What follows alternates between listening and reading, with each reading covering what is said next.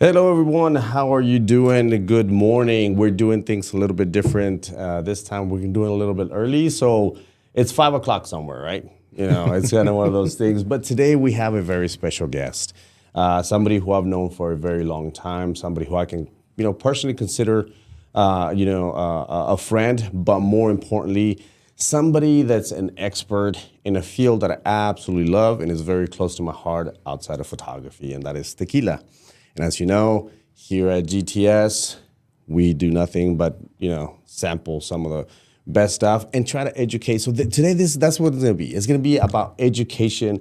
We're going to try to, guide you a little bit and get some information about a tequila that's actually kind of done things a little differently, just kind of like Gicoro has done things. So I'm very, very happy to welcome our good friend, Dave Yan. Dave, how are you? I'm happy. Good. You're always happy. You're always happy. That's what I love about it. Why shouldn't we be happy? I mean, we're alive. Yeah, we have a job. We are doing what we love doing. I why should completely we agree. ever complain, right? Absolutely, absolutely. And then on top of that, I'm here with you. Dude, well, thank you. It's an honor being here. No, it's an honor having you here. We're going to talk a little bit about, because I don't want to take a lot of time on our the great friendship that we've developed and how many years we've done and the crazy stuff. Not crazy, but definitely, some of the great stuff that you showed us over in tequila, from food to everything else. Because if you guys, outside of tequila, Dave, it's a great foodie, but a great foodie when it comes not only to great restaurants but street food.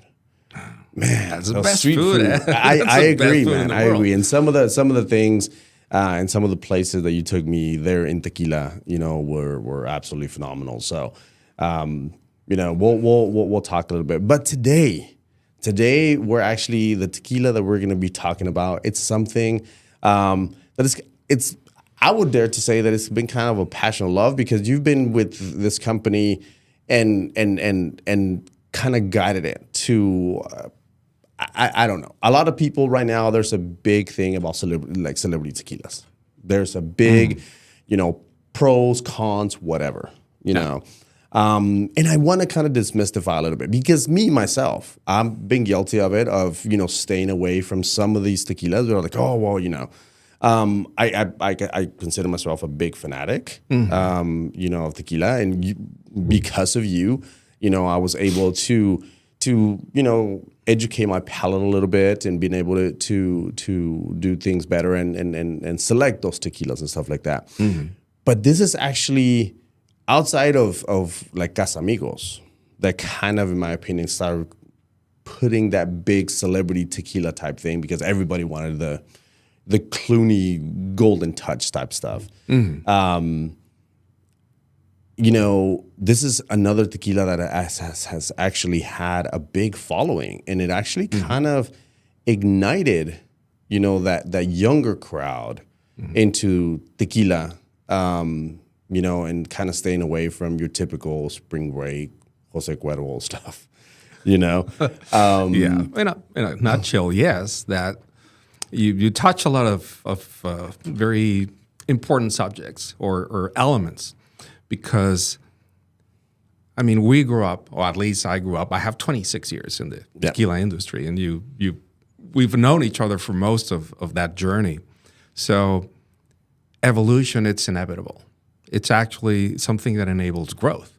Yeah, and that's something that we'll be talking because photographers going through the same thing. We have to, but then there's the human factor. There's us. There's what we bring to the table. And what people that are not necessarily connected bring to the table. So we always see things like tradition, for example, or the old ways, or the old school. You cannot get away from the actual value of knowledge and experience because they go side by side. But then when you add technology, when you add creativity, when you add all these other elements that are a combination of tangible and intangible things, that's what enables fields like photography, or in this case, tequila, to evolve and get to the next level. So Yeah. I was just going to bring a pretty cool fact, cool for me, because 20 years ago, we were knocking on doors. Nobody wanted tequila. The only thing people knew about tequila was this macho, hard, abrasive drink that you actually needed salt and lime to kind of make it go down easier to tolerate or whatever. And then on top of that, tequila began to build this stigma around it because, it's all the go-to drink for getting, drunk. Yeah. Shots and party and the burritos and the piñatas and that's one part of the story. But the evolution of the tequila industry happened in parallel with technology, with knowledge, things that we started borrowing from other fields such as winemaking, cognac, other spirits, whiskey, and all that. So now, see where we got. Tequila officially became the number 2 selling spirit in the United States 4 months ago. Really? Yeah. We have this place. Now it's only vodka. Vodka It sells more than tequila here in the United States. United States, by the way, it's the number 1 consumer of tequila in the entire world. Yeah. Just to give you a notion. Sorry, I'm just slapping the. Yeah, no, you're good. You're good. But just to give you a notion how big this is in terms of consumption, take the area between LA and San Diego, we know Southern California, that geographic section of the United States drinks more tequila than the entire country of Mexico in a year. Really? Yeah. Wow.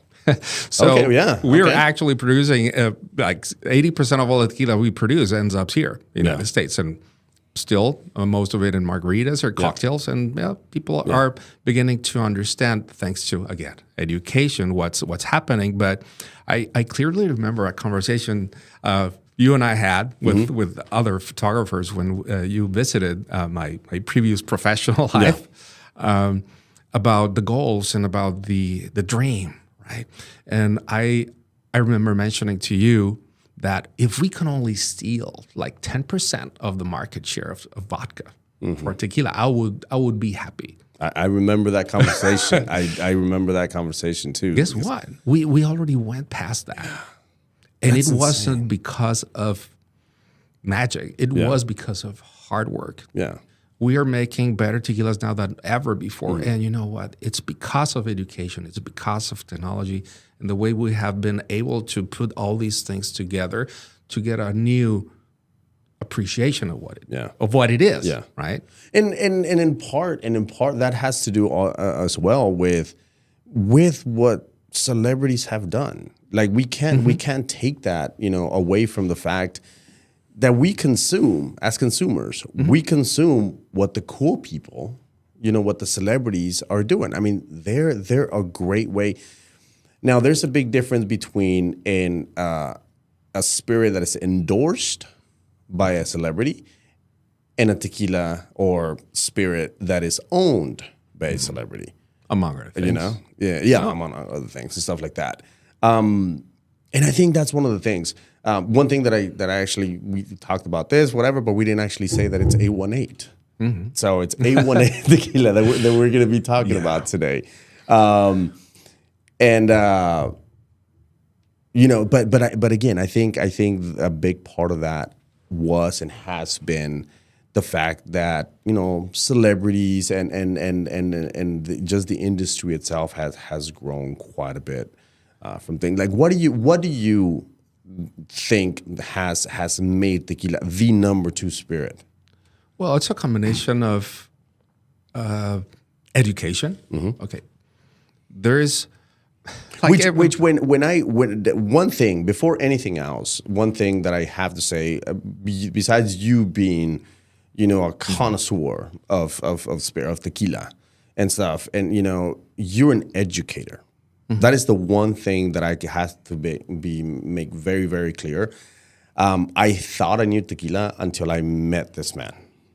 And then you literally educated me. You were like, forget everything you've done. Well, at least I told myself, forget everything I'd known about it. And I started. And I actually want to do that very quickly in here, like to teach people how to prepare. Because I remember you showing me how to prepare your body because you're about to put some alcohol in it. And that completely just changed the way everything. It was so almost visualizing.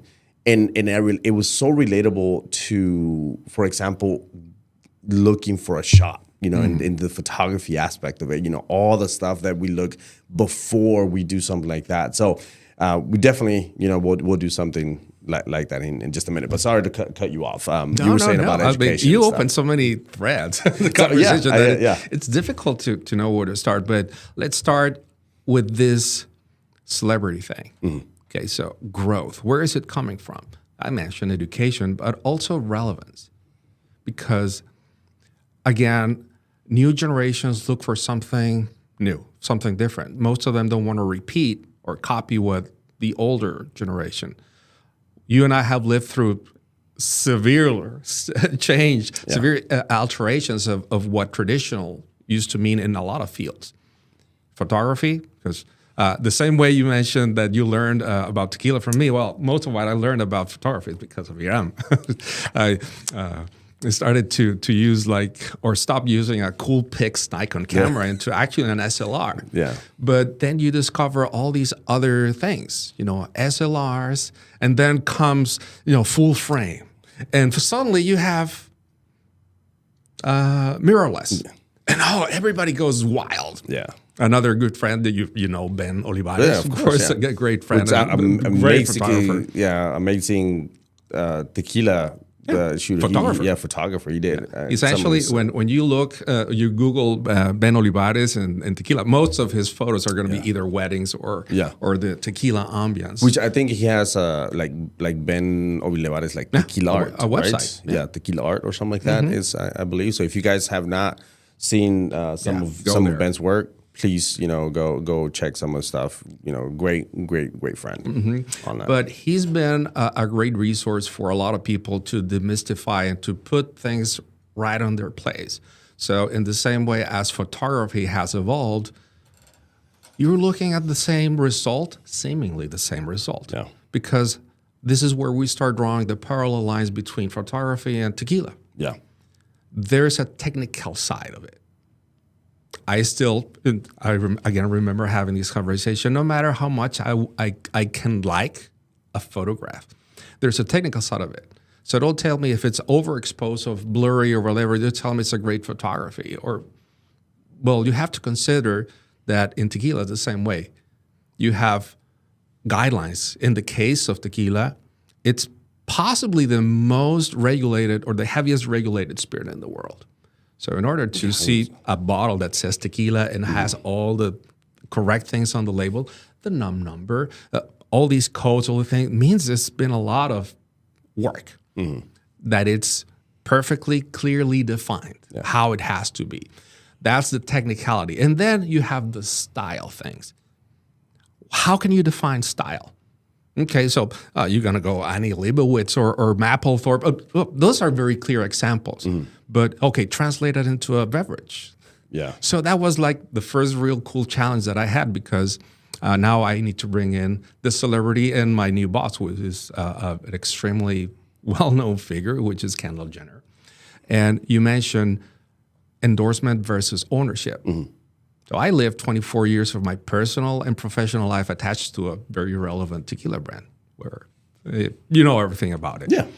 And to have the opportunity and to have this chance to dwell into something different that was a true challenge in the sense of, okay, can we create this?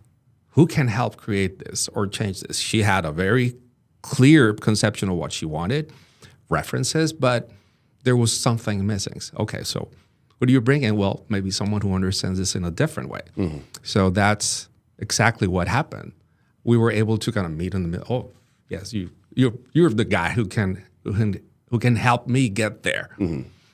But again, it's ownership. She owns the brand. Yeah. She's hands-on. She's working on it constantly. She calls it her baby. 818, by the way, means the area code where Kendall lives in Calabasas in California, right? A little just north of Bel Air Yeah. and Hollywood, all these things. So when you have someone who is as committed as her to that project, you cannot take away the other part of it.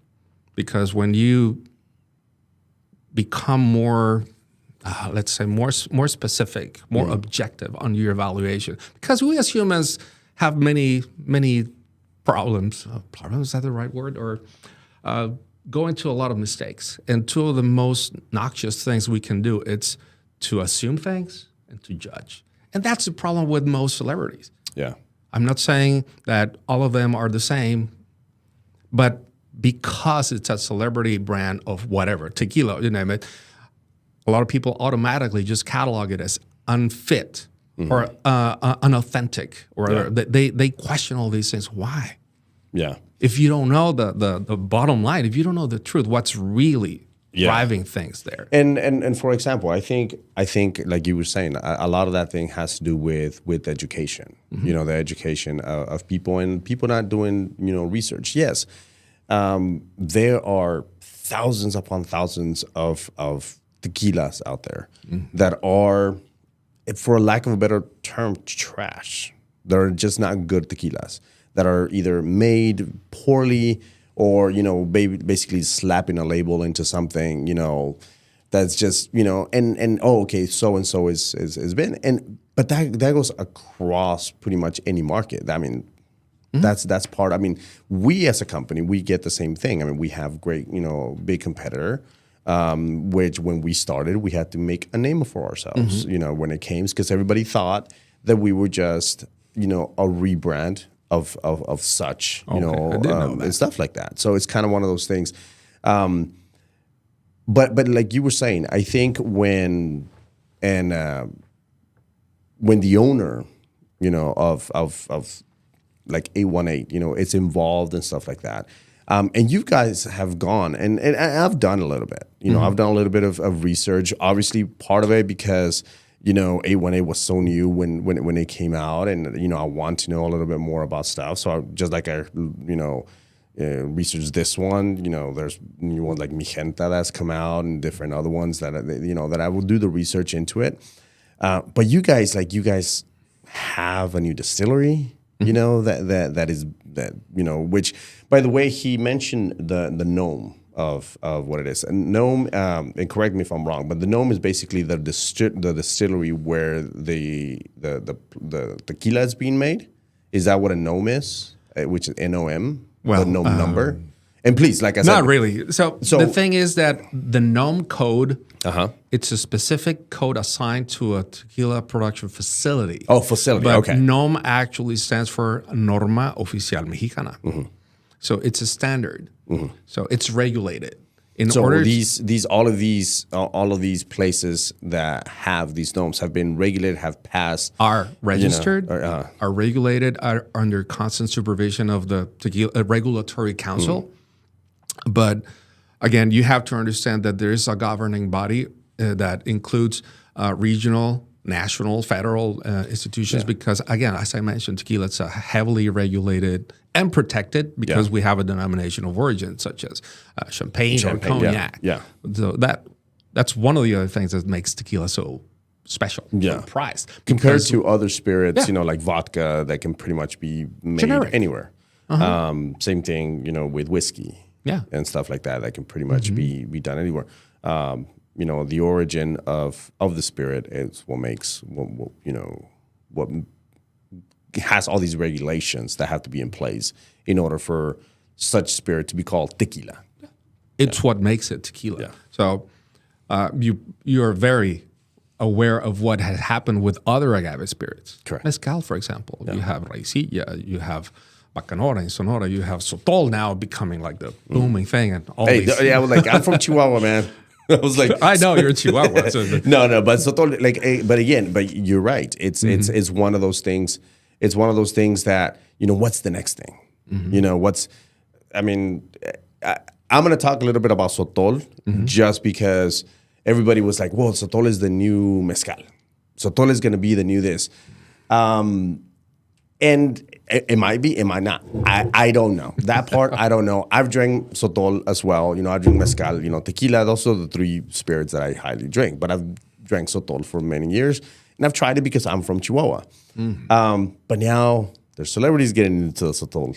That's true. You know, and at least one that I know very well. Yeah. Lenny Kravitz. Yeah, exactly. You know, and it's beautiful. It's a beautiful bottle. It's a beautiful. I know exactly where it's made and everything. But again, you know, it goes back to. But have you heard of feedback about the establishment? Have I Just heard what? because it's Lenny Kravitz, because it's a celebrity, then you have people already moaning and bitching about it. It's like, why? Yeah. Yeah. Because that's the nature of people. Yeah. So we want to judge. We want to, without even knowing what's behind it. So, as with everything in life, knowledge brings wisdom. Absolutely. We as humans, we as consumers need to be better educated so we actually know what the difference is between something that it's good, great, exceptional, mediocre, and it's not based on a subjective appreciation. It's actually based in facts. And then we go into this super touchy subject, which is what is authentic. Yeah. So regulations may be a way to bring more certainty or at least better protected as a product in terms of quality, in terms of standards, okay? Because it no longer applies, this is a premium, super premium, whatever, just because I say so. Who's backing it up? Yeah. See what I mean? No, and then you yeah. enter, because tequila has been plagued by all these claims about certain certifications or I'm not going to get into the hot discussion anyways. But the thing is that there's a reason why regulations exist. Some people may question the validity or even but as a consumer and as a product that it's sold around the world, it gives you certainty as a consumer, as an investor, if you want to get into the business. Because you know, at the end of the day, and sometimes people don't like the way I say it, but taking that shroud of romanticism about everything, tequila in this case, it's a business. Yeah, it's a profession. Absolutely. You're a professional, and that's why you bring your experience and your wisdom in order to do what you are assigned to do. Or if you're an owner, well, what you feel that is like the project of your life and how you're going to make it better, make it stand out. And like, again, we have that conversation. I'm not going to have a problem with you if you do what you say you do, and what you do is fully compliant with the regulations. If you don't, okay, then we're going to have a problem. And it happens everywhere. Yeah. And again, and that's also something that kind of cross, you know, over into photography. Let's talk a little bit, and it's something that actually in the photo industry I get asked a lot by photographers. I no longer shoot as much as I used to because now, you know, being with Gikoto, it's a shame. It is, you know, I do miss it, but I do still go back and do, you know, I have a lot of present. I wanna, because one of the nicest and most memorable things about your intervention in my life as a professional and as a human being was when we were out in the field, and Pepe, a friend, wanted a very iconic shot.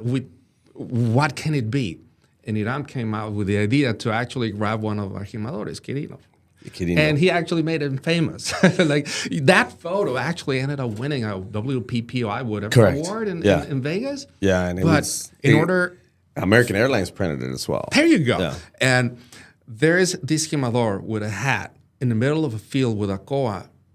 Anybody can do that, but it took your vision and your knowledge and your skill, all these things to put together in order just to have, instead of just a photo of a jimador, an actual picture, an image that became almost iconic, not just for the brand, but for tequila itself. And obviously for Quirino, like, just going to be, that's it. See, is it a photo or is it something else? So again, the same thing with tequila and, Well, and all these I things. So appreciate sorry that. about the paragraph there, but No. But I mean, I appreciate it. That's one of my favorite. That's one of my favorite, shots, especially when it came to that Don Quirino. I mean, he's an icon. He is somebody who had done this for, oh my God, what at that time, like 50 years. and you were able to reflect that in the image. And it was, I mean, it was beautiful. I mean, and this man, I have to talk about him. You brought him up. I Yes, have you to should. talk about I mean, him. yeah. Because not only, I mean, he could. So a little bit about a lot of people, we all know that tequila comes from agave, from blue Weber, correct? Tequilana Weber blue variety. There's blue several variety. varieties of Tequilana Weber. Okay. So, sorry. for the geeks. So yeah, no, but so one of the things that we have is basically you don't. I mean, you want the center, what's called la piña. That's where the sugars are. That's where the sugars are, and I remember seeing Don Quirino. It was this massive agave. I mean, it was massive. I mean, it was possibly 200 pounds or something. I'm 6 foot, and that thing was like 2 feet above me. I mean, it was massive. Yeah. And this, if you look at him, and you could see the strength, and this individual had been done, and he went through that like butter. Yeah, but he's tiny. It probably reaches you like on the shoulder. Yeah, he's like 5'4". Yeah. He weighs possibly what, 100 pounds? no, probably a little bit more. 120. Yeah, but I mean, And he's grumpy as. is he? Well, you know that. Well, yeah, okay. He just mumbles. But the great thing about that is like he tried and I failed miserably of even cutting one. And he goes through it, and then not only that, but brings this 200-pound plus. I mean, the thing was heavy. Just drags it up, splits it like nothing. And the whole thing is when people try to muscle things in or don't have the knowledge for it. Yeah. It's what kind of made the difference. And you have this guy who had the knowledge of Makes it look easy. and just like nothing, like nothing. Yeah. All right, so let's get a little bit into tequila. Yeah. Because I'm kind of like watering at the mouth, on it. So hey, it's almost known, so it's safe to drink. Exactly. So I do want you to go very quickly. I know it's not a quick thing, but an introduction of what it is, and then we'll talk a little bit more about the difference. Because we have two. We have the blancos.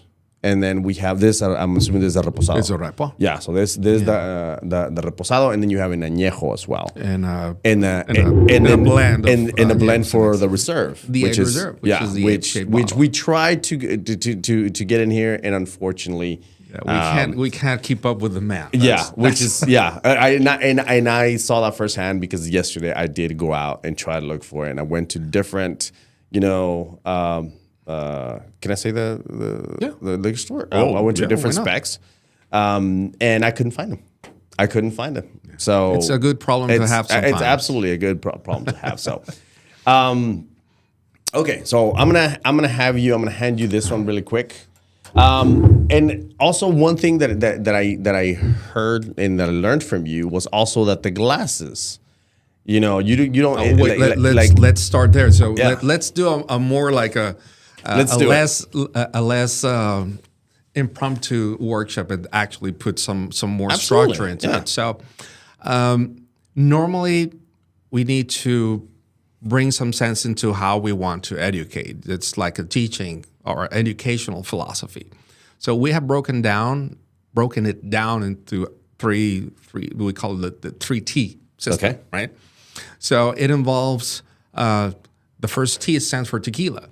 We have been doing that right now. So tequila, but tequila as an industry, as a process, regulations, history, all these things matter when you're trying to learn about a specific brand or the category or just improving your general knowledge about it, right? But then the second T stands for tools. So the right appreciation depends on all these factors. And tequila was never taken seriously. People just were doing shots, and no. There's tools involved, pretty much as it happens with photography. The camera matters, yes, it does. Because the more you learn how it works, the more you can control the outcome of what you're trying to do, right?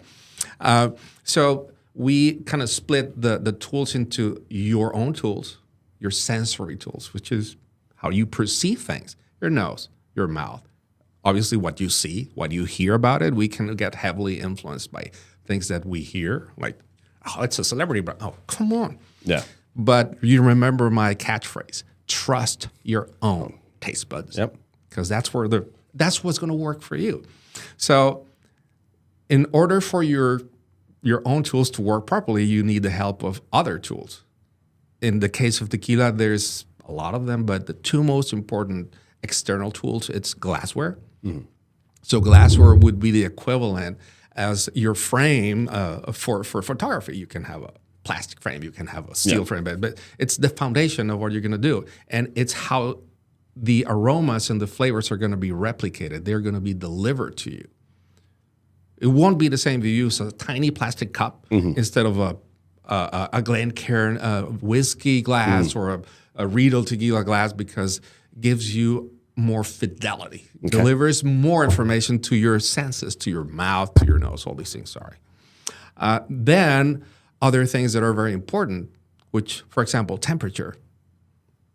Room temperature. My gosh, we're here in Dallas. It's 118. Yeah. No.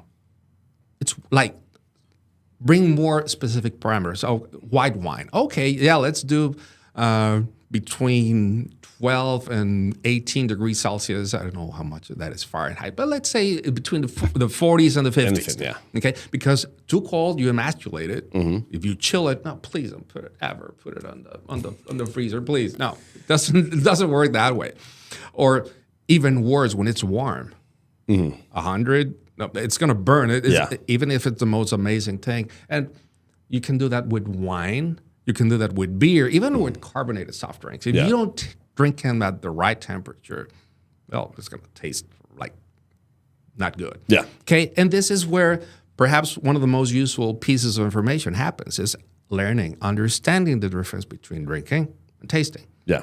And when we're trying to learn or teach, it's very important for our audience to understand, okay, drinking is something we do for fun, for pleasure. That's like what we're going to be doing.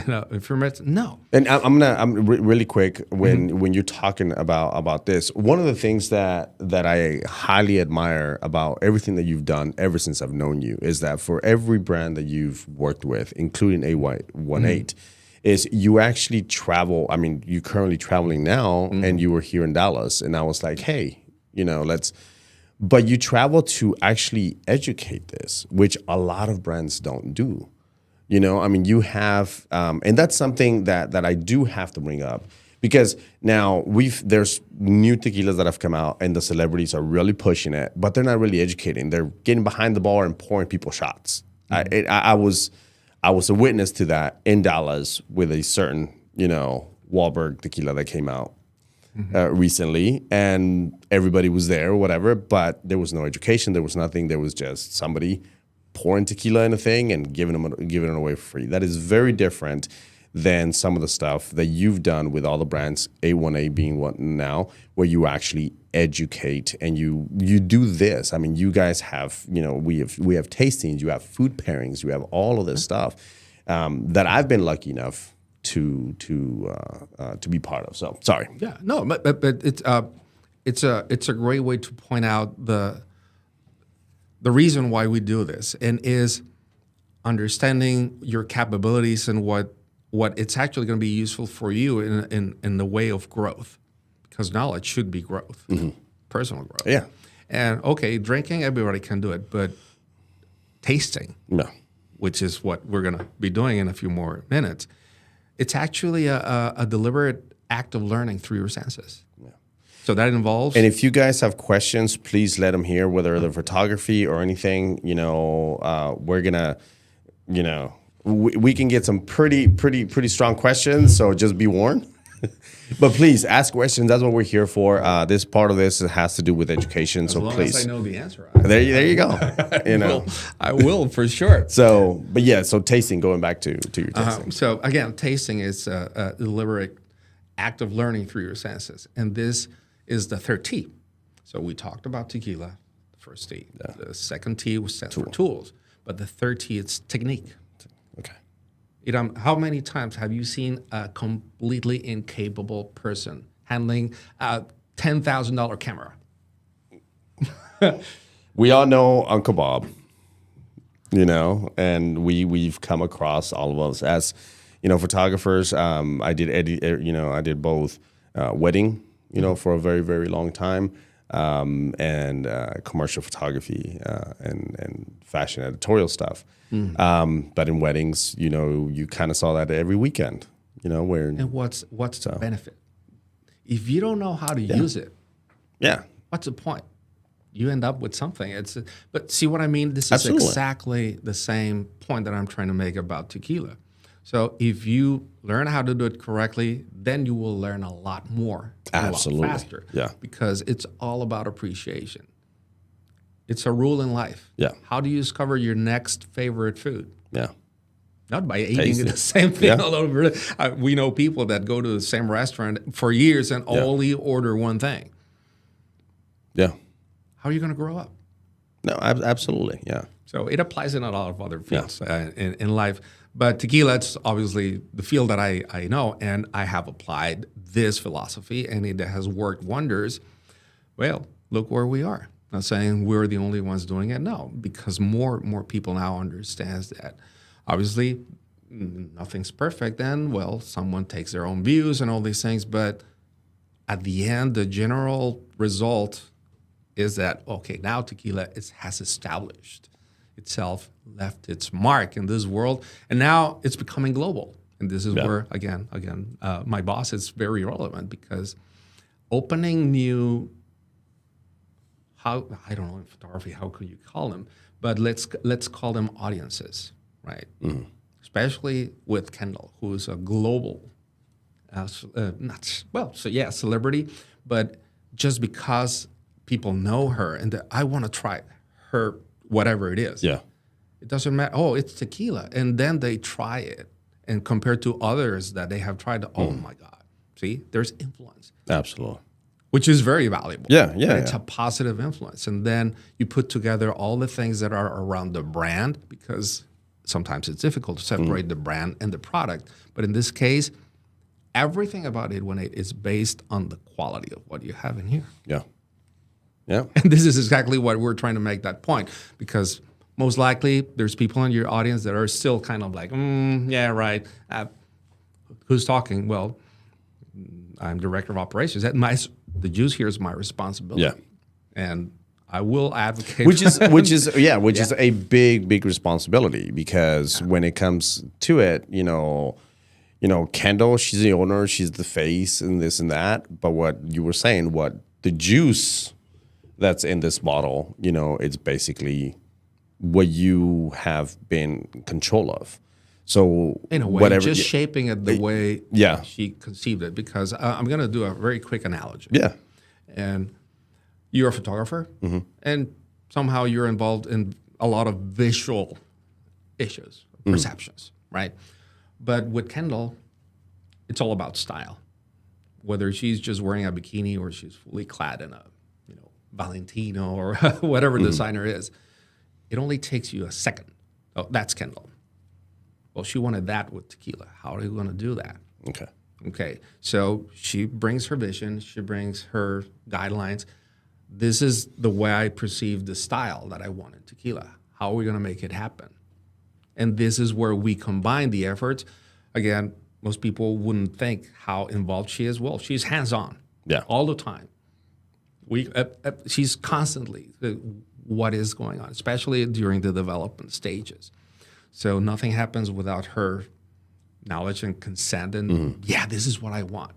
And see, this is the real difference between someone who is just like, oh, whatever it is, I don't care. I'm just going to, instead of, no, this is mine. I care. This is why I'm paying so much attention to it and actually becoming not a boss, but more like a guide, a guidance. And I honestly never worked that way before. It's great. Yeah. So when you have that full creative freedom, things flow. Like Aid Reserve, which is like the first time I've had 100% responsibility over a new profile. Makes it even taste better for me. But it all stems from this. So in the case of A18, there's a lot of things that are different or special. So now that we have the tequila on the glass, we're gonna do the warm up.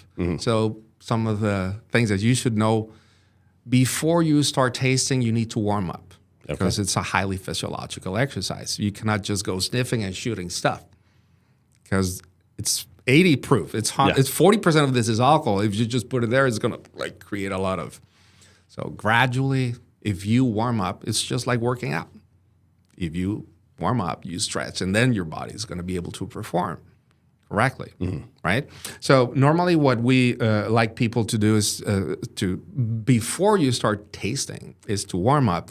And the best way to do it, or at least the way we advise, it's to start with the lips, the outermost part of your mouth. It's just like, we call it kissing tequila, which is very simple. You just like get your lips wet and feel.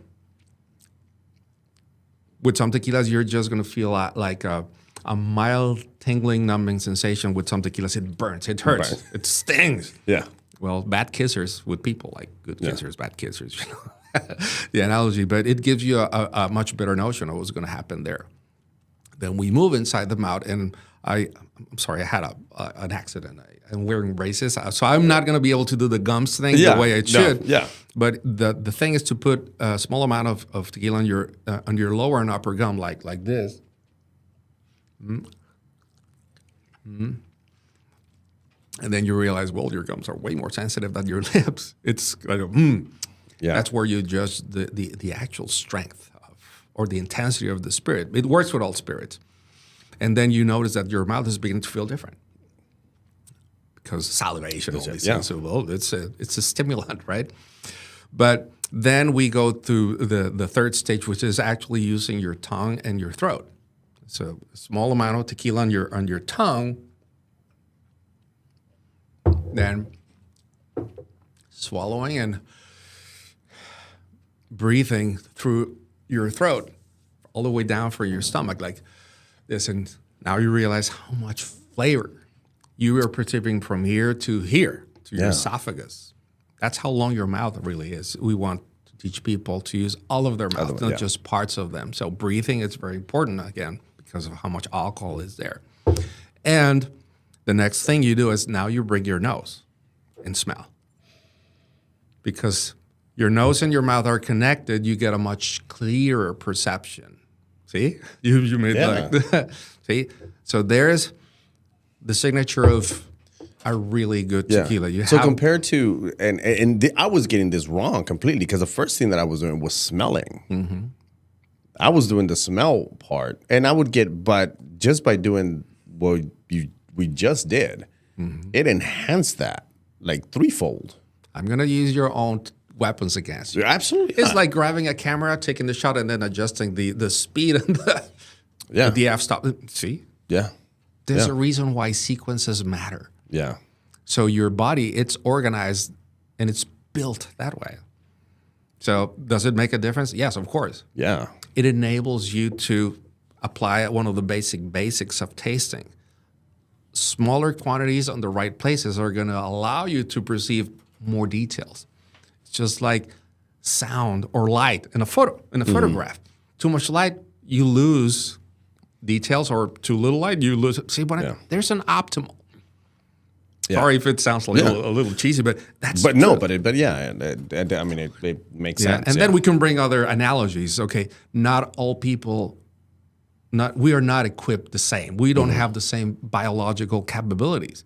Like, okay, I love basketball, but I'm never going to be a match for LeBron because he's taller, he's built, he has physical capabilities. Well, with visuals, with your taste buds, well, some people are more sensitive, better equipped than others. So there you go. Yeah. It's going to enable, if you want to be a professional, of course, well. Yeah. But now when you put your nose and you're able to get all this combination of floral notes, sweet vegetal notes, that's the agave, a sweet coat of something sweet, spicy, which is vanilla. This Blanco, it's different for several reasons. This is completely artisanal made. Our distillery is located in Amatitan, pretty close to Herradura, state-of-the-art facility. We have traditional methods, but full of technology, parameters, data. Sorry if I sound a little geeky, but that's the whole thing. Hey, we're geekoto, man. I was like, that's our, it's in our name. So be geeky. Why is data important? Because it allows you to get closer to the results you want by using the parameters.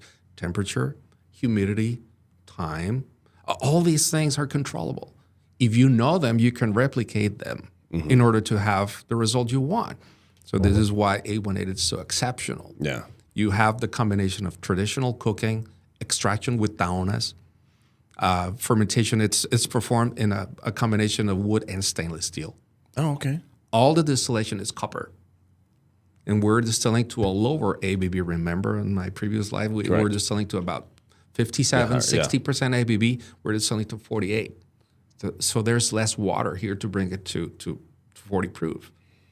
That's why it's more savory. And then we finish it by putting it in French oak for 3 weeks. Okay. That's where you're getting the vanilla from. Despite of what a lot of people out there are saying about it. No. Additives. And I do want to talk about additives a little bit, because that's actually something that translates very directly. And I've actually had this conversation before with photographers. You know, when we start drinking and we start having, you know, additives are just like filters, like Instagram filters. Yeah, pretty much. Yeah. You know, to that point. But there's also, you know, there's a big difference between a filter and between good editing. You know. How do you find out? Do you have the knowledge? Do you I was have the like, capabilities? if you have the knowledge, you know.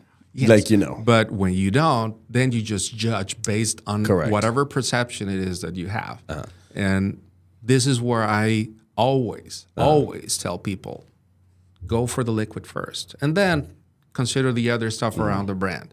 But technically speaking, you shouldn't have a single complaint about the quality of this liquid, whether you like it or not. Yeah. Because styles are all about, we have faced that situation with fashion, with music, with everything. Yeah. Yeah. You may like it, but if you are being objective on your evaluation, consider the technicalities first. If it's correctly made and according to the standards, why are you complaining? If you don't like it, good, I can respect that. Yeah. And this is like the whole thing behind 818. It's a different style. How we got there, you know, by exploring what someone, in this case, my boss wanted to do. Is it possible? Not this way, but this way. So it requires skill, knowledge, experience, investment. And this is a reality now. Yeah. And guess what? We now see the effect and the results outside of the United States because of the demand for 818 outside of the United States. We're now the #1 new tequila in China. Really? Japan, Australia, UK. We cannot keep up with that. Obviously, we don't have unlimited capacity, so that's a production issue, operations. But tells you if you're doing things correctly and you bring all the new elements into the brand and into the product's going to hold itself. It's just a different style. And we have to learn to live with that. It's pretty much like photographers and mirrorless.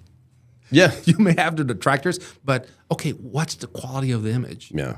Are you able to provide or get the results you want? Yes or no?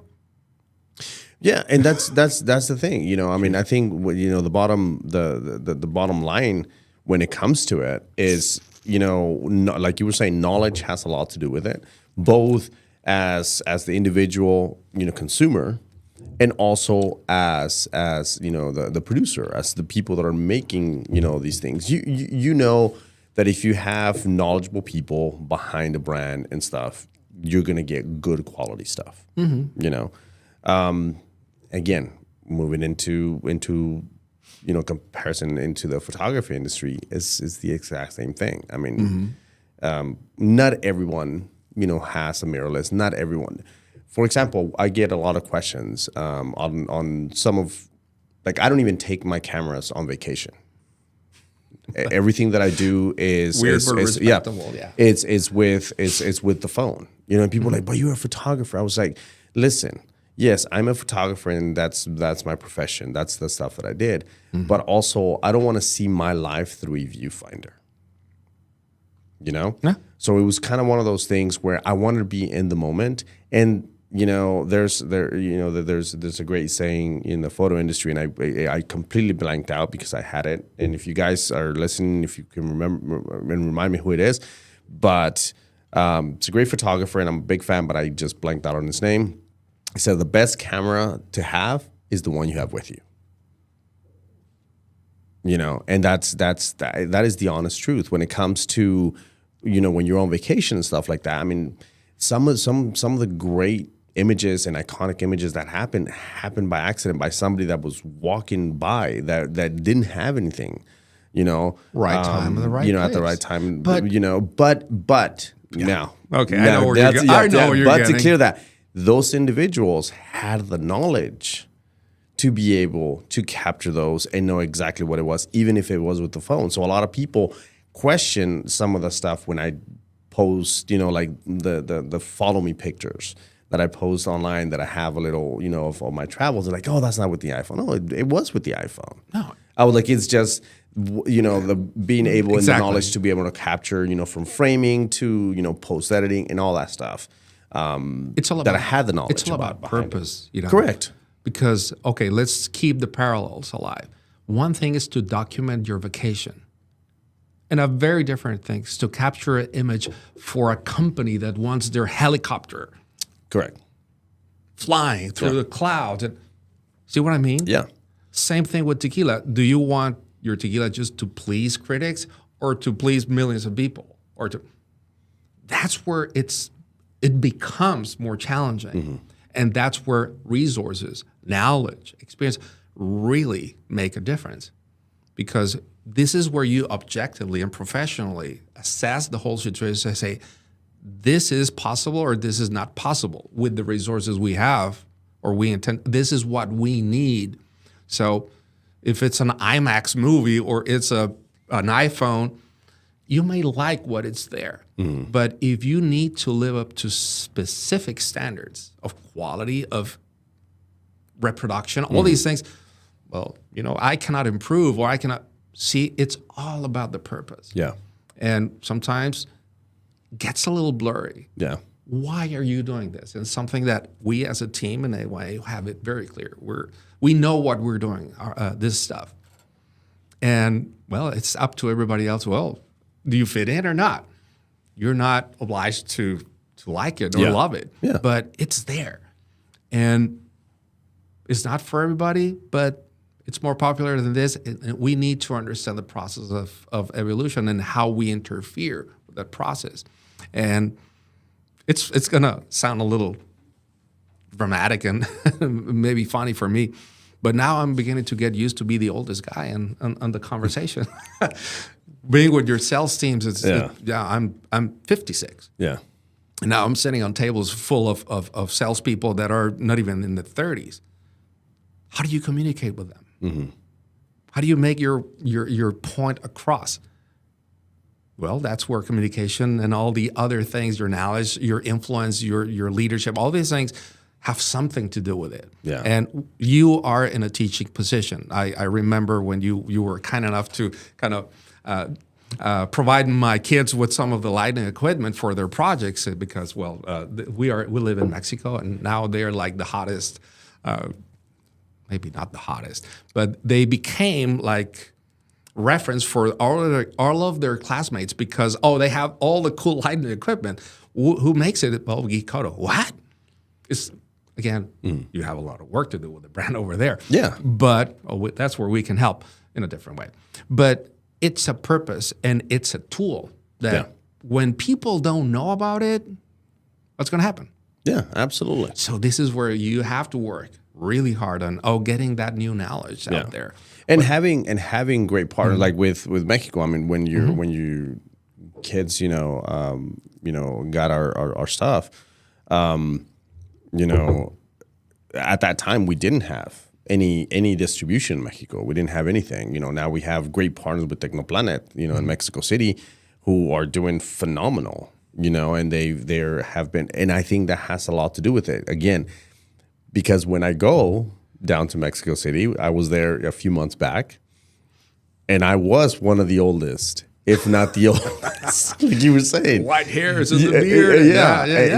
And we were, I was talking to him, but again, I think knowledge is ageless.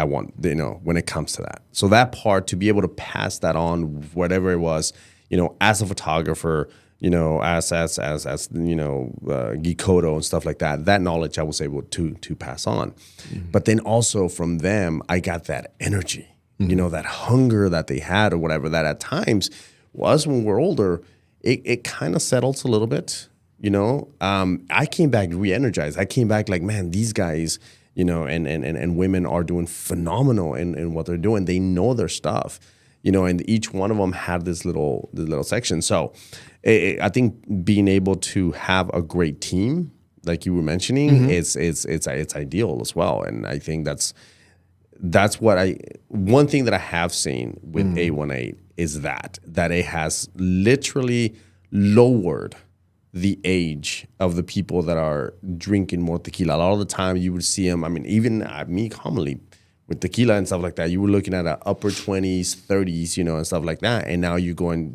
to the drinking age, from 21 and up, that I'm seeing. And that is a direct effect of what Kendall has done. Mm-hmm. It really is. The influence is right there is a result of that. And again, it's what enables people to do things differently. You give them a guideline, teach them the possibilities, and then they use their own creativity. And if they don't find out how, they will research. They will put an effort into it. And something as seemingly simple as lights becomes something more like a vehicle for standing out against the others. Why is your 2-minute short video better than the others or more attractive? Oh, because I use different lights, or I use lights, or it's always going to be debatable. Yeah. So this is the reason why I always go down to the basics and technical standards, and then skill, aptitude, skill, all these things that are inherent to your own personality, that bringing them together is going to make it happen. Yeah. And you need an individual or a group of individuals to set the tone for something new. Otherwise, we will be just stagnant in the same things all the time, whether it's photography, whether it's tequila. Yeah. So you can choose to be part of that group that stays stationary or actually enables growth. Yeah. And change. We're not saying it's better. We're just saying it's different. But if you don't become different or do something differently, then what's your contribution? See what I mean? Yeah, no, absolutely. And it's very comfortable to stay on the same place. I know because like I said, and I was very happy, very comfortable 24 years into that part of my life. Yeah. And now I honestly believe that it enabled me to prepare me for what I'm doing now.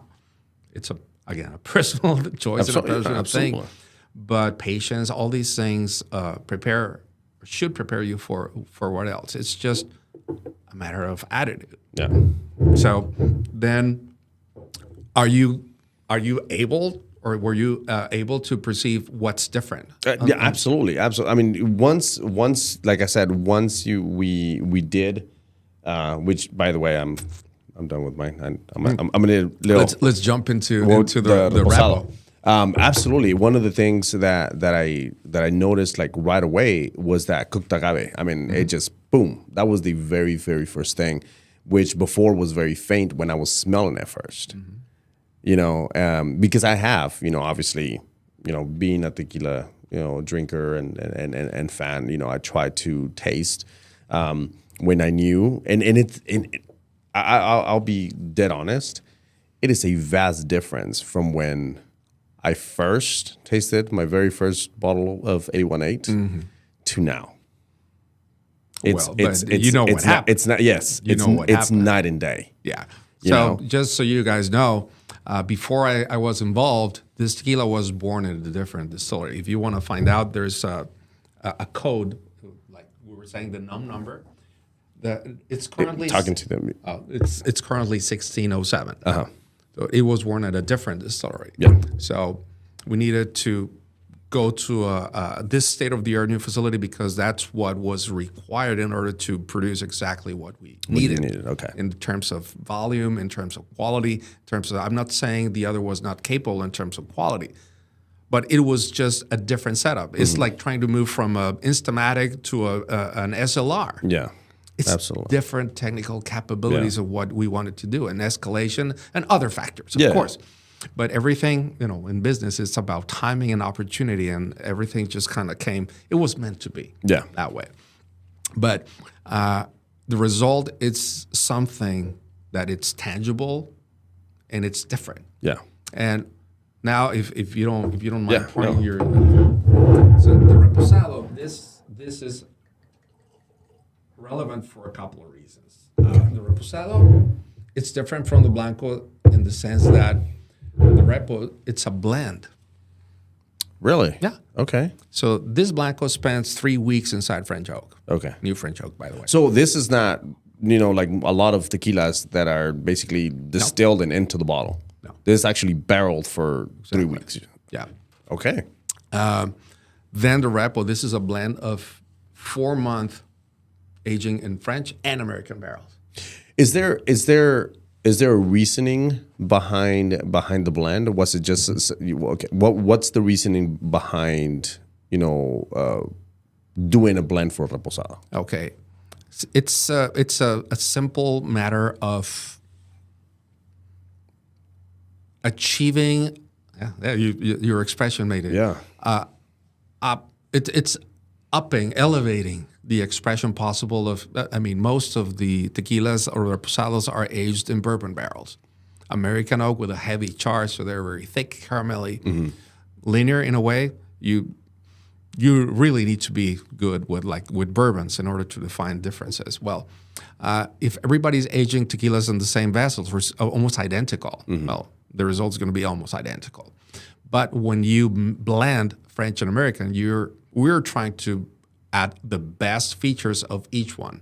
So in the American barrels is going to be that burnt, sugary, caramelly nose, toasted elements, pecans, all these things. And then the best features out of the French barrels, which is sweet spices, dry fruits, floral elements. You perceive some white flowers there, jasmine, orange blossom.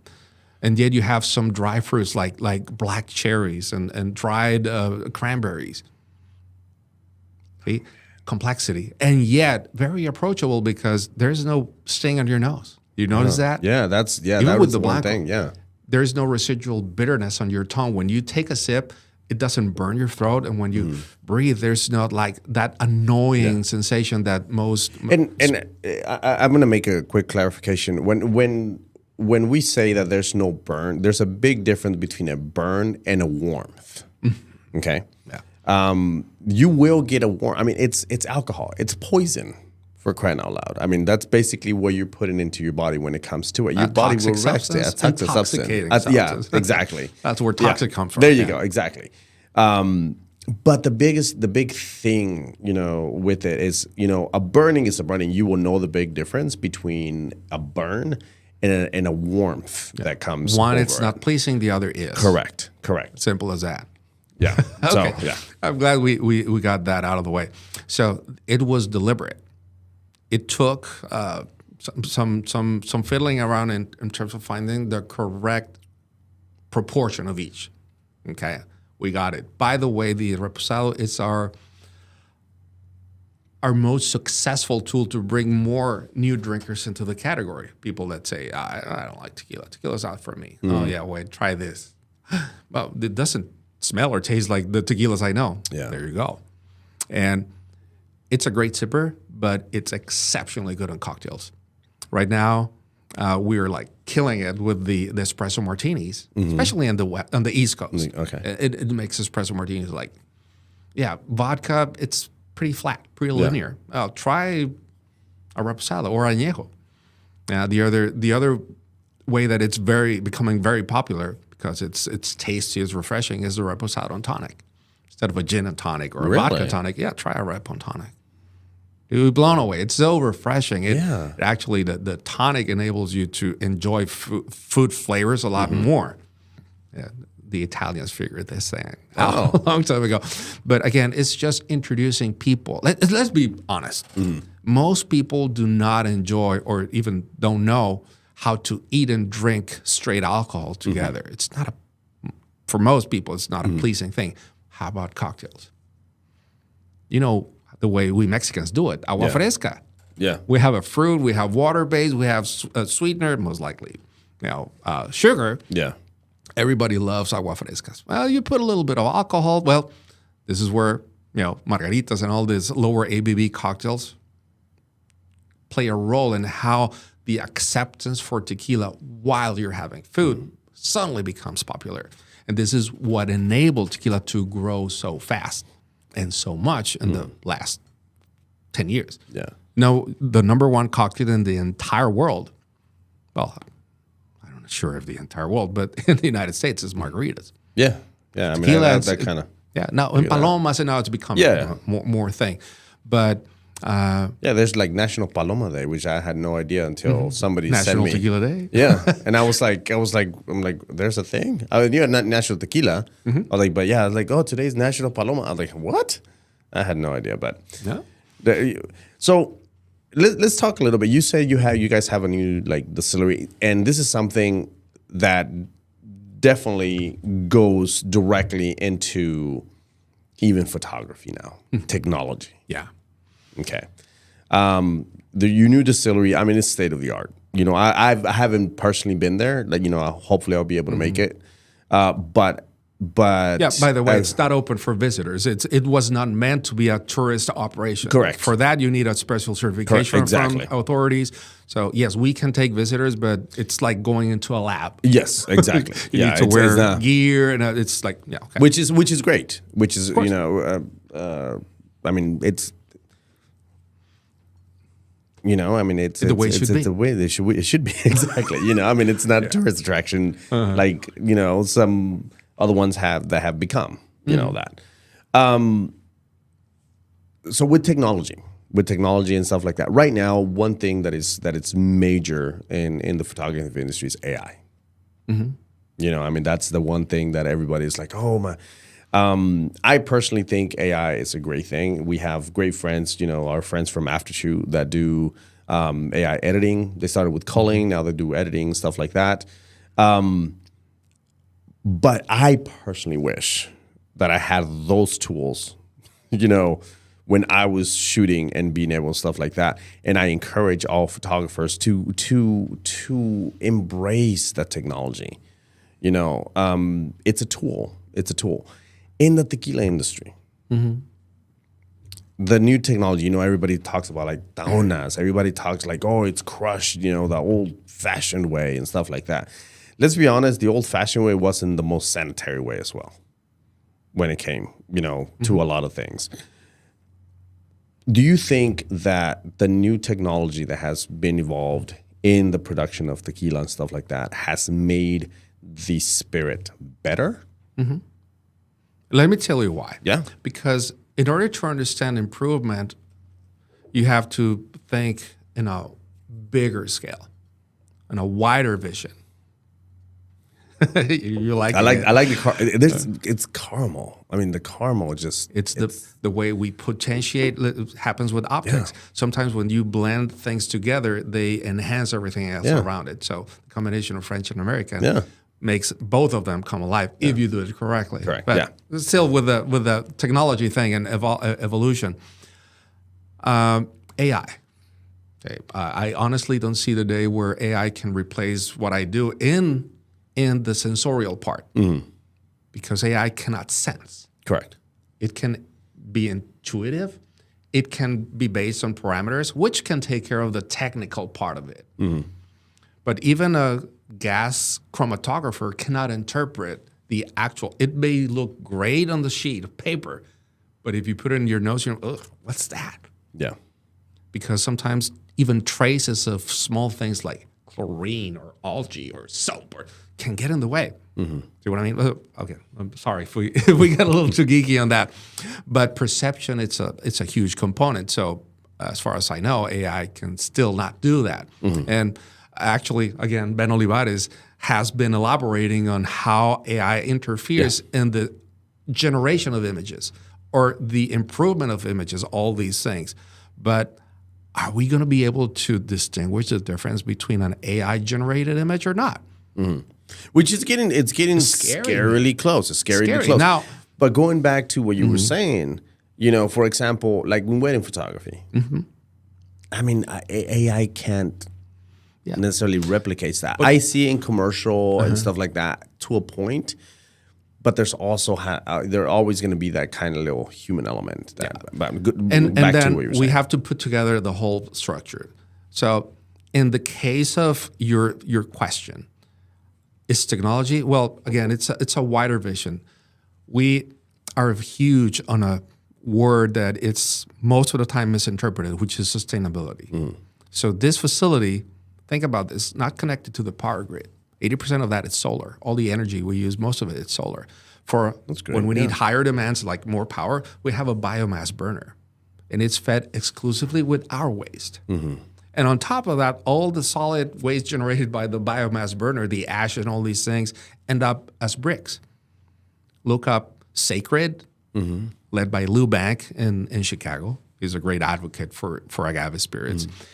Sacred, it's an institution that connects rural infrastructure projects with companies like us. By the way, A18 just became B Corp certified 3 months ago. Yeah. A lot of people don't know what a B Corp is. We don't have time to explain that. But we're also part of the 1% for the Planet initiative and then the Sacred relationship. So at the end, we are able to connect with specific projects. For example, helping rebuild a civic center in Zapotitlán de Vadillo, Jalisco, or a taberna, a mezcaleria, a place that makes mezcal in Oaxaca, and so on. Everything is completely documented, thoroughly documented. It's benefiting real people.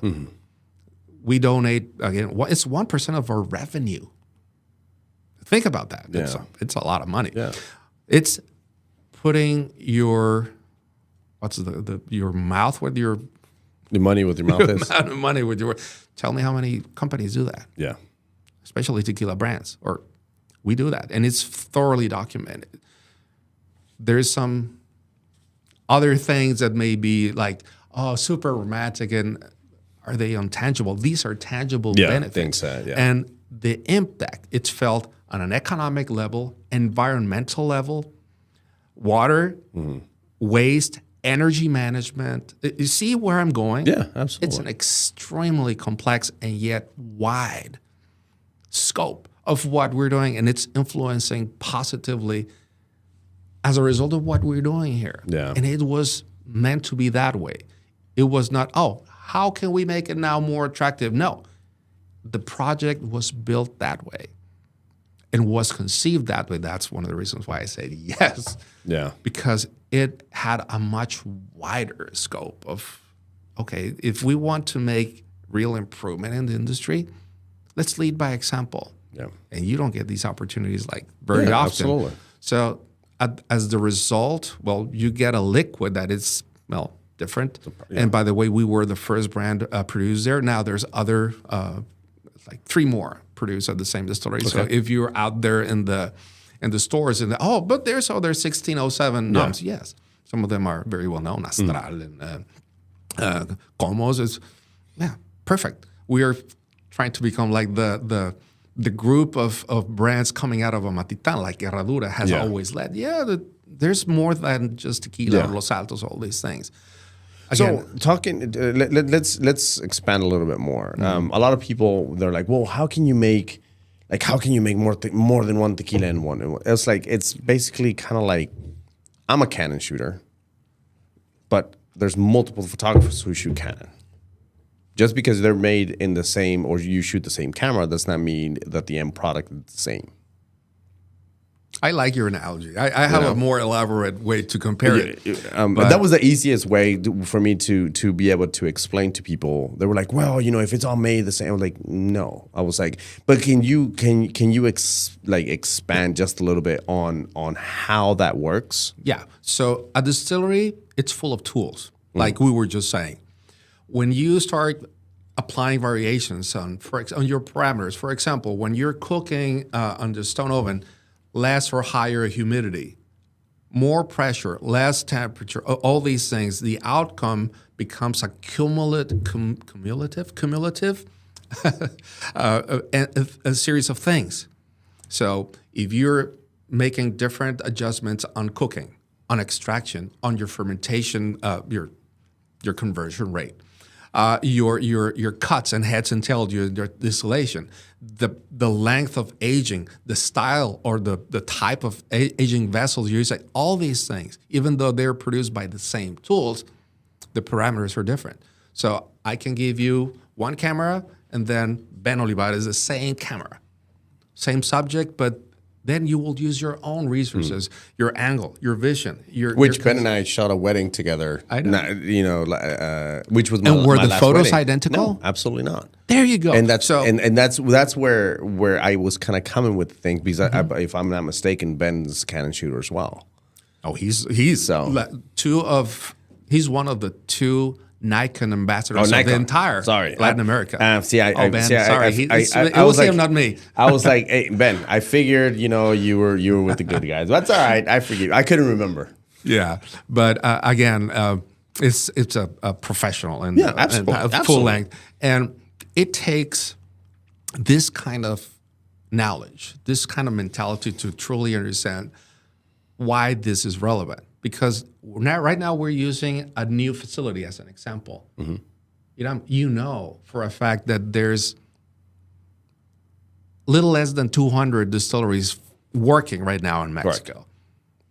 And some of them produce more than 60, 70 different brands at the same time. The last time that I checked, that I did my research, there was over 3,000 brands of tequila. Now, you just said there's only 600 distilleries. No, less than 200. Oh, I mean, sorry, 183 or something. Less than 200 distilleries, but there's over 3,000 brands of tequila. Obviously, and I think that's where a lot of people, when that are barely getting into like the tequila world and stuff like that, they think that every tequila is made in their own. I was like, no, man. I was like, it doesn't work that way. I was like, there's multiple ones, but that's why I wanted you to kind of like explain.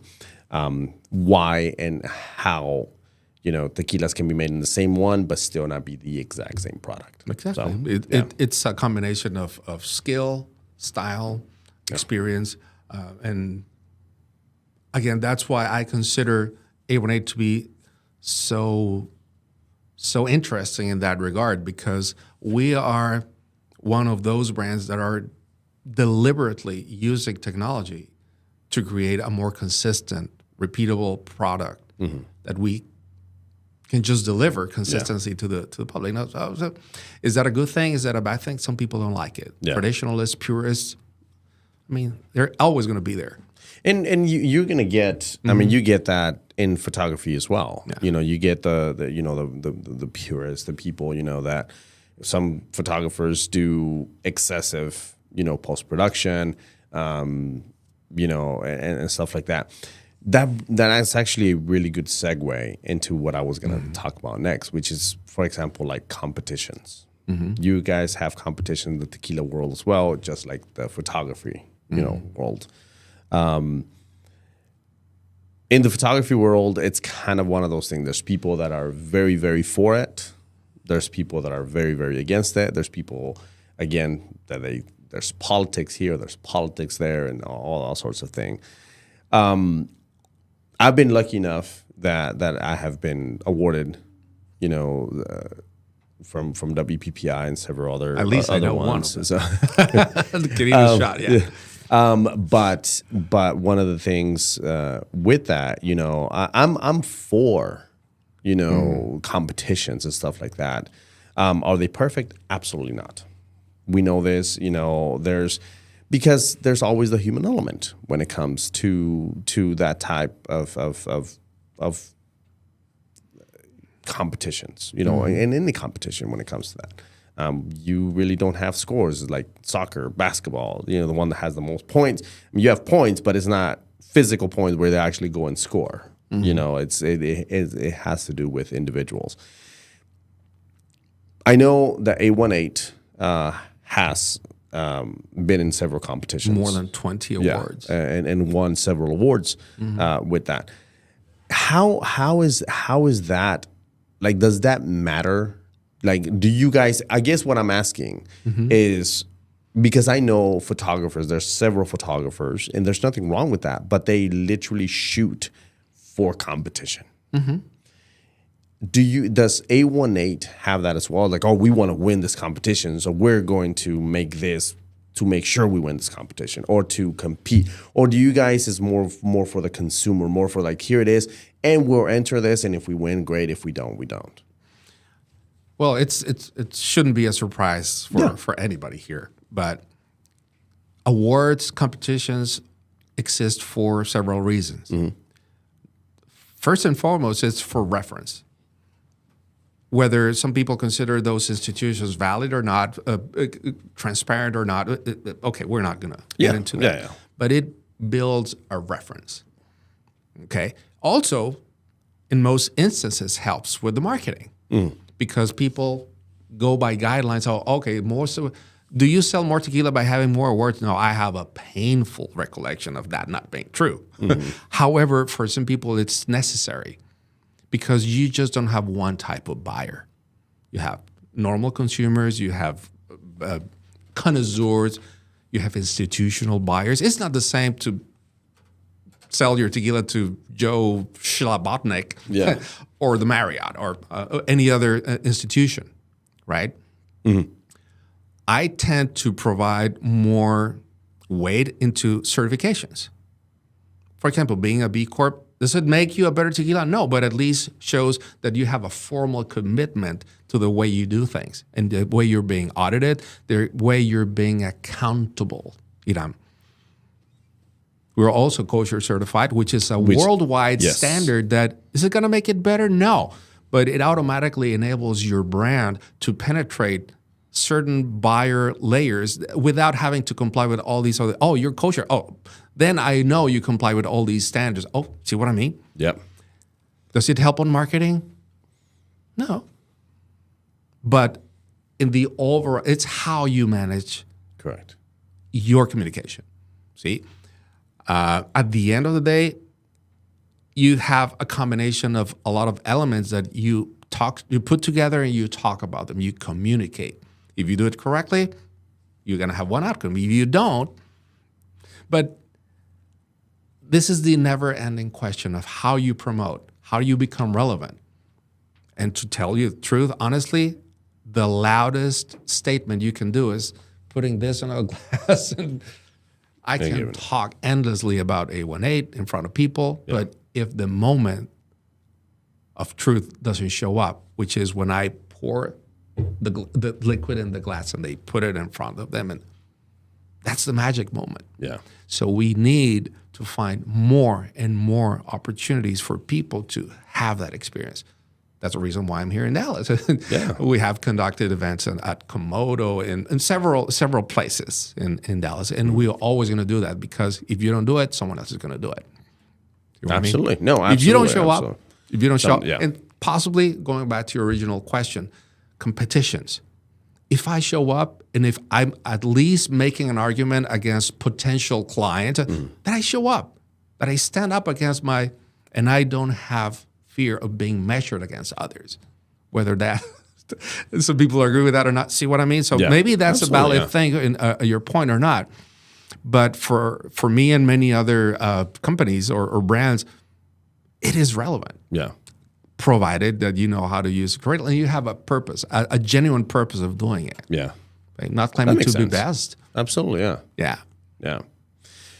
So, with for as long as I've known you, you've always been a big fan of photography. You've always been fan, stuff like that. So I'm gonna switch just a little. One, I'm gonna pour myself a little bit more because I really enjoyed this reposado, and I had no idea it was a blend. So again, I don't feel as guilty because now it's noon, so it's fine. It's good. It's already two in Guadalajara. Exactly. So see that we're going by those standards. But with photography, you mentioned like Leibowitz earlier. What is what type of photography do you like? I mean, you're not you're an enthusiast of photography. I've seen you in and I've been able to see your work and stuff like that. But what inspires you when it comes to like the photography world? Like what draws, because I think this is for photographers who are listening now, from somebody who is not in the fully immersed in the photography industry, like what draws you to an image? Emotion. Okay. If an image is capable of getting into my emotional side, pretty much what happens with Tequila, it's just another image. We unfortunately have grown more and more insensible to there's so much visual contamination out there. I agree. Everywhere. I agree. Yeah. Everywhere. And then we're bombarded now with social media. I mean, it's everywhere. There you go. There you go. So we're not going to argue about the legitimacy or No. whatever. But for me, going directly to your question, it's about emotion. How a certain image makes me feel. I'd apply that on what I share, what I post. If I post something, it's because I have that emotional thing that I want to communicate. It's a little difficult to explain because it's a very subjective, personal thing.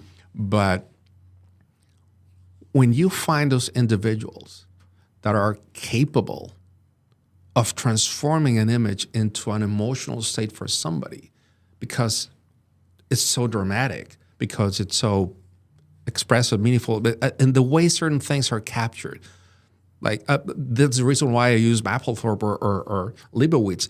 I mean, you can immediately tell it's them. With so many artists in the Renaissance, and it's a style, but it's how they speak to you, how it speaks. Food is capable of doing that. Chefs are capable of doing that. Musicians, see what I mean? It's how you use your craft in way of influencing people's states of mind, of perception, mood. Sometimes images are so negatively powerful. Does that make sense? Yeah, absolutely. I can forget certain comments, but I can never forget an image that has struck me. Yeah. And I can tell you, I have like 10 throughout my lifetime that have never been able to leave my brain. Give me two. The first time I saw a dismembered body of a motorcyclist in an autobahn in Germany. Okay. I was not ready for that. Oh, okay. Like, yeah. Maybe it's a bit too. I thought you were gonna be like, but no, but to your point, I mean, yeah, that's definitely something that will definitely stick with you. That's for sure. And this is obviously a more personal thing. The last photo I have with my dad, because he passed last December, and it's impossible to ignore the way it makes you feel. It just like digs in. It's embedded right here because you know the context. Yeah.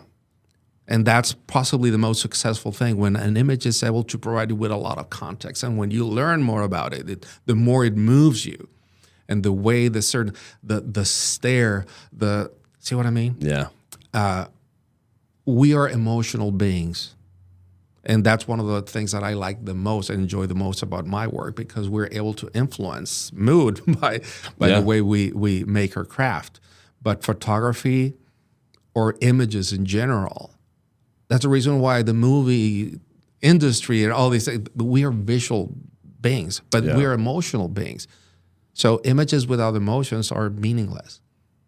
No, I agree, and that was one of the things, when I started as a wedding photographer, that I took very, very seriously, and from people that I learned from, that was like, I remember the most terrifying phrase that somebody told me when I was first starting was, remember, you're in charge of capturing somebody's most important day. Not an easy, not a Nope. thing at to ever be taken to lightly. To this point, it is still, and every time that I shoot a wedding, every time that I pull my camera out, I make sure that everything is ready. But it sticks with you. It's But it to motivates me, you, or it no, kind of paralyzes you? Well, it paralyzed me for like 15 minutes. I was like, oh my God, do I really want to do this? Okay. But then after that, it definitely it made me over prepare, which I still do. And it still gives me those butterflies right before. And I think when I lose that, that's when I'll just put the camera down. I'll never lose that. No, Every time I step in front of people. Yeah. So yesterday, for example, the event was 20 young women there, and there was someone also there with me that was just almost petrified, like terrified. Flow with it. Yeah. Because when you know what you're gonna do and you know why you do it, it becomes almost automatic. Repetition makes perfection. Yeah. And if you don't lose that objective, Yeah. you either become really good at that, or let's not touch the other option because it's not a nice one, but things are not going to happen automatically. You have to work hard for them, and sometimes it's easy to have a picture of what needs to be done, or like a roadmap. Roadmap, yeah. And sometimes it doesn't. When you are creating your own path, it becomes even more difficult. Yeah. But at the same time, more rewarding. And it's puzzling how these processes happen between one person and the other. I was kind of reluctant to go into this subject because it may touch a sensible thing, but you and I know a person who is or was an exceptionally good photographer who was in one of our trips, and suddenly he disappeared. Yeah. And I missed him because he was such a fresh, we're not going to name names unless you want to. But for some reason, I tried to understand why. Yeah. And then you and I had a conversation, and you had the same void. Absolutely. Is that explainable? Do we even need an explanation? I mean, I think when it comes to that, it's to me it was part of grieving, like literally, like a grieving part, where it was a void. It was a void that was left, But in situations, and this brings up a very, very good subject, because this has a lot to do with mental health, and this individual who who knows my career earlier, would know exactly who we're talking about. But it had to do, he suffered, from mental illness, and was one of those that unfortunately, didn't speak up about it. I love the fact that now there's such, a lot more knowledge about it. A lot of people talk about it a lot more and stuff like that. And it's something that should have, been around for a long time. Unfortunately, it hasn't. But I think, it was a void. It was something that it was, like you said, it was from night to day, gone. Not literally gone, just as an individual. In a way, it is. Yeah. Because the fact that you have someone talking about it means that he was relevant enough. Yeah, exactly. And, thankfully, the individual is still alive and well. No longer in the industry. Is doing something else.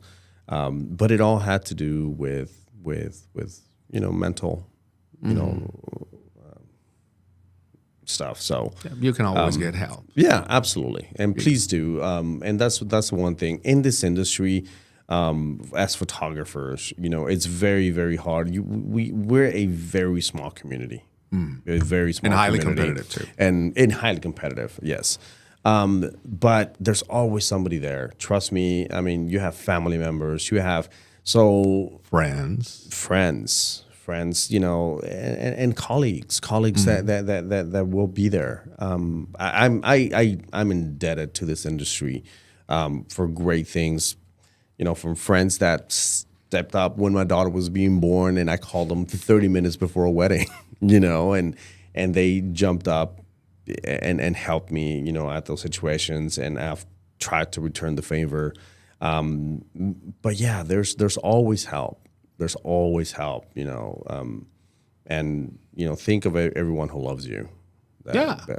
But so I have a question for you. Now I'm going to do the question. All right. It's relevant because we're heading in somehow in that direction, but it's something that someone asked me the other day, and well, now that we are ingrained into this, do you see yourself doing something different, something else? No. Me neither. No. I honestly cannot conceive my life without doing this. Yeah. No, is that a good thing or a bad thing? Think about it. I mean, I don't see how it would be a bad thing. To me, it's a great thing, because everything that we do, everything we pour goes into this. And in turn, something that we love doing has made me, who I am today, the husband that I am today, the father that I am today. Is a great husband and a great friend. The friend, it has brought, countless, people, meetings, acquaintances, friends. So no, I couldn't see myself doing something else, even in the position that I am currently now, that I'm not shooting 100%, but I get to develop stuff for people and photographers, for creatives, that are still within this industry. And it's a different purpose, but it's still attached. Absolutely, because now Mm-hmm. I get to create tools, and I get to speak with people about who it is, and that's what we're here. Like with Gikoto, the one thing that I like with you, when I was approached to be in this position, the one thing that I had, the only stipulation that I had was we want to make sure that we are listening to our customers, that we are listening and provide something that nobody else is doing out there. We might have stuff that is similar. Or doing it differently. Yeah. And do things and continue going forward. So, yeah, you got me with that one. No. It's actually something that we also talked about is when we just question ourselves, are you happy doing that? And we went through similar transitions, mine perhaps less severe or more severe, depending on how you do it. But the fact that you're not behind the lens that often, or at least with that intensity, with that focus, made some people unhappy, or at least like wondering why. Well, it's my life. It's my choice. It's my decision. Absolutely. You know what you're doing it. You can never really get away from people judging you, or at least having those thoughts.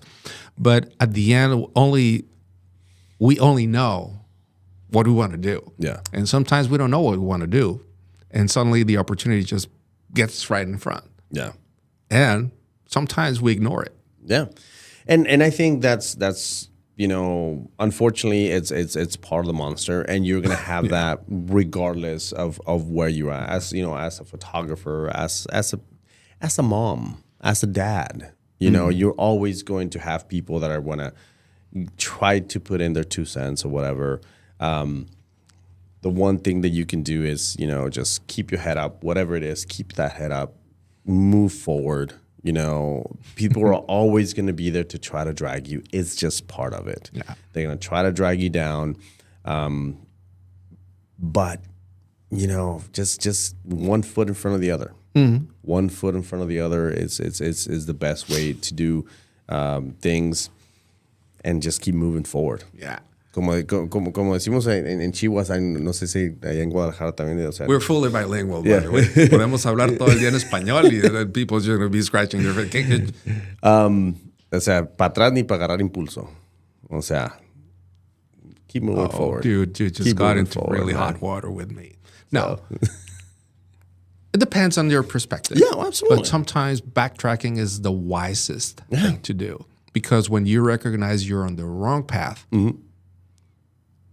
insisting on not correcting it, it's an even worse consequence. But is that backtracking though, or is that sidestepping? Because you can see, because you can see that you're going in the We're wrong. getting philosophical now. You can see that you're going. If you're in the wrong path or whatever. I have, and trust me, we're human. That's something that we always you're going to come across.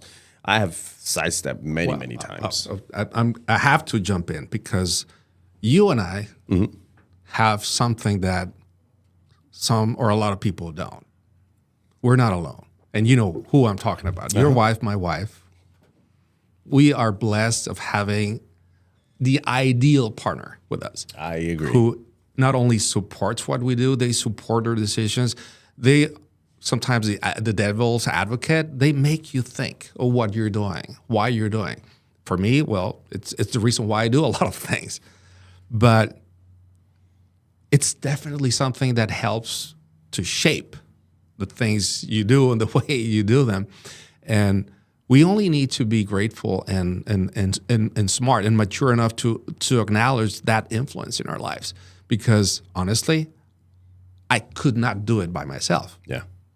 Perhaps you feel the same Oh, way. absolutely. But A great partner. Just don't want to sound self-serving, but at least I need to be very realistic of what I do and say, yeah, that's a big part of what I do and who I am. Because, by the way, we're just 1 day short of being 28 years married.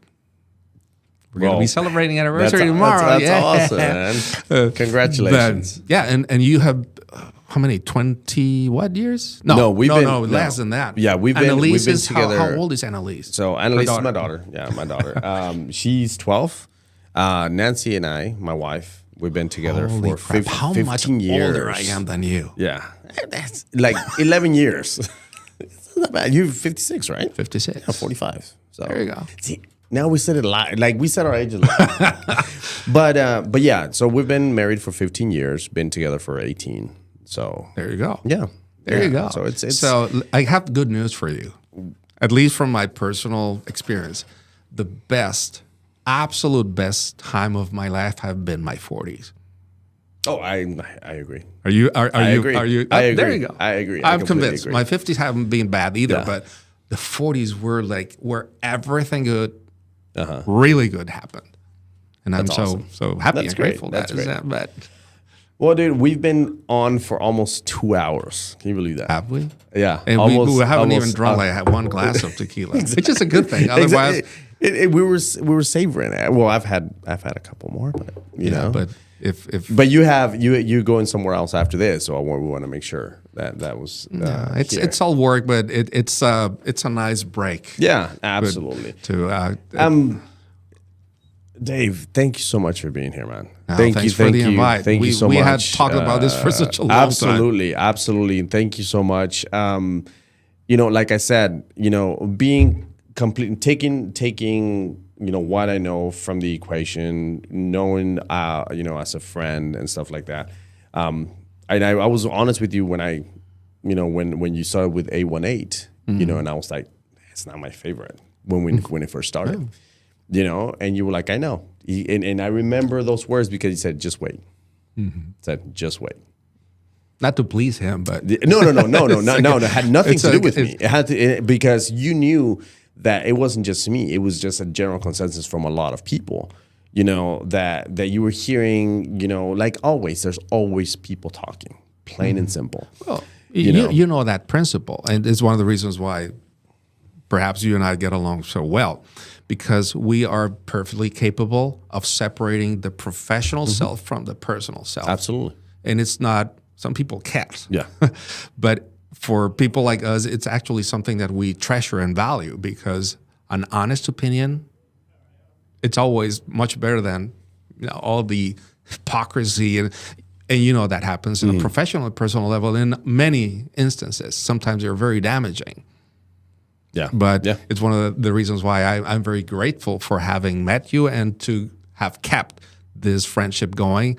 And I was going to say relationship, because it's both a professional and a personal relationship. But I'm a strong believer that things happen for a reason. And people who cross our paths, it's up to us to make the most out of it. Not taking advantage, but some people aren't really advantageous. Absolutely.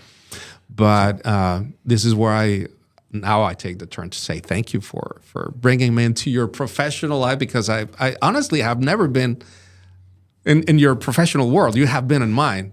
You've been to tastings and other events on my previous life and my current profession or my brand duties. But no, this is the first time I have already stepped into your world. Yeah. Yeah. Because when you were hired to do the Casanova things, it's a different thing. Yeah, absolutely. No, but again, thanks so much. It has been a great journey, and I see many more years, definitely. Definitely, fantastic of what you're building. We had a couple of, Marcos Valdez said, Dave, are you sure you're talking about tequila? Because man, you were giving us life lessons.